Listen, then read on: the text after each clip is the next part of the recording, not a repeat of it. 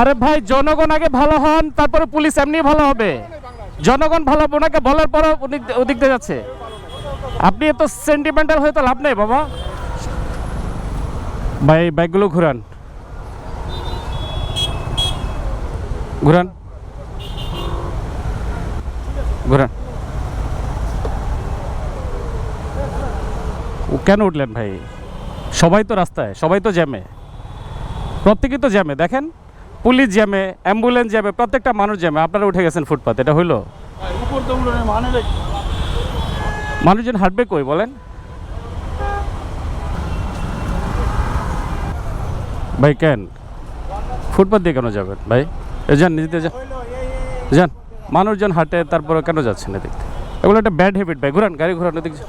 হ্যাঁ ভাই, আপনি এদিক দিয়ে যান। আপনি ওই দিক থেকে নিচ দিয়ে যাবেন তো? এটা তো আপনার রাইডিং এর জায়গা না তো ভাই। যান না, আপনি তো ভাই গেলে তো আপনি নিচ দিয়ে যাবেন। প্রত্যেকেরই তো সময়ের অভাব ভাই, এটা হলো কিছু না। আমি যাচ্ছি, আমি তো দাঁড়ায় থাকতেই পারি।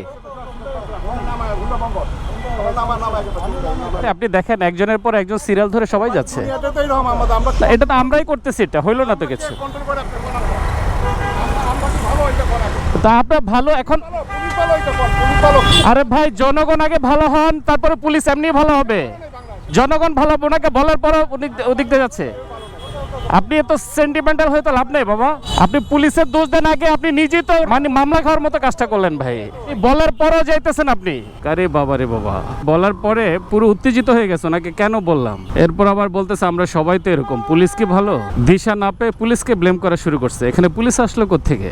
ফুটপাতে আসলে বাইকারদের এই রাইডিং দেখে আর চুপ থাকতে পারলাম না। অ্যাক্সিডেন্টালি কেউ উঠে যান, আবার অনেকে অভ্যাসবশত সবসময় উঠেন, যাদের ফুটপাতের উপর না উঠলে হয়তো রাইডিংটা পারফেক্ট হয় না। প্রত্যেকেরই সময়ের মূল্য আছে, প্রত্যেকে চান তার টাইমটাকে সেভ করতে। ট্রাফিক জ্যামের ছোট্ট শহরে আমাদেরকে কম্প্রোমাইজ করে চলতে হয়। আপনি আমি যদি সুযোগ পেলেই ফুটপাতে বাইক উঠে দিই, প্রথমত যারা হাঁটে তাদের একটা অসুবিধার সৃষ্টি হয়। ধরেন আপনার যেরকম টাইম ক্রাইসিস, এরকম প্রত্যেকেরই।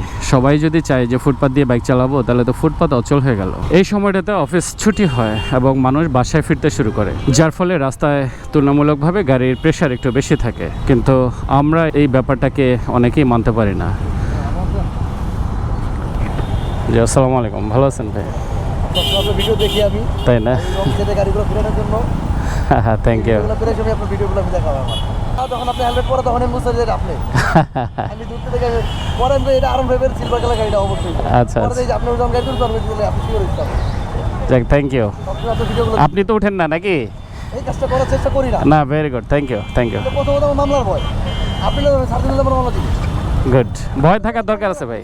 বাইকারদের মধ্যে কিছু সংখ্যক বাইকার আছেন যারা অন্যের দেখা দেখে এই কাজটা করেন, অর্থাৎ কেউ যখন ফুটপাতে বাইক তুলে দেন তখন পিছনে উনিও তুলে দেন। বলা যায় এটা একজনকে দেখা দেখে আরেকজন ফলো করা, অর্থাৎ উৎসাহিত হওয়া। এই ধরনের কাজে আমরা উৎসাহিত না হয়ে বরং অন্যকে নিরুৎসাহিত করব, এবং একটু একটু করে এটা যখন ইনক্রিজ হবে তখন দেখবেন ফুটপাত দিয়ে বাইক চালানোর এই অভ্যাসটা অনেকাংশেই কমে আসছে। এনিওয়েজ, সূর্যের আলো ডুবে এলো, মানুষজনও ব্যস্ত, তার ঘরে ফিরতে খুবই ব্যস্ত রাস্তায় সকলেই সুস্থ এবং নিরাপদে বাসায় ফেরেন, এটাই প্রত্যাশা। কাছে দূরে যে যেখানে আছেন, যে অবস্থা আছেন, প্রত্যেকেই ভালো থাকেন, সুস্থ এবং নিরাপদ থাকেন। আল্লাহ হাফেজ।